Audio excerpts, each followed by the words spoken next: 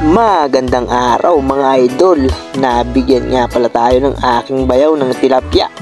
Grabe mga idol, sobrang lapar. Malapar pa sa mukha ko. At naisipan ko nga nalagyan ito ng palaman sa loob. Sibuyas, bawang, kamatis, luya, sili. Oh wow, napakarami. Nang magayat ko na nga mga idol, ay pinagsama-sama ko na sa isang lagayan na may toyo at paminta.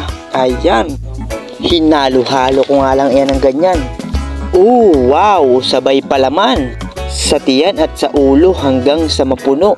Siya nga pala mga idol, pa-steam nga pala ang gagawin kong luto rito. Para sa akin mga idol, mas masarap ang ganitong luto kaysa paihaw. Siyempre, may kanya-kanya naman tayong panlasa at opinion sa mga ganyan. Kaya, bahala na kayo kung anong gusto nyong luto. Yon! At nang mapalaman ko na nga mga idol, ay dumiretso na rin ako para kumuha ng rahon ng saging. Kung may foil naman kayo sa bahay, ay pwede rin naman. Binalot ko nga lang yan ng ganyan mga idol. Bahala na kayo kung anong gusto nyong balot. Basta ang mahalaga ay hindi tumagos ang inyong palaman para lalong mas masarap. Wow! Okay na mga idol, ready to cook na.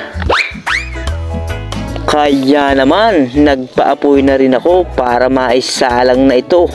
At dahil nga napakamahal ng gas ngayon mga idol, ay rito na lang sa kalang kahoy natin isasalang. Pinulot ko nga lang pala yan mga kahoy na yan, riyan sa tabi-tabi.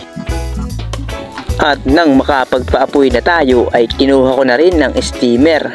Sabay lagay ng ating tilapia. Wow! Okay na mga idol, pagkasalang ay wala ka nang gagawin kundi intay na lang yung maluto.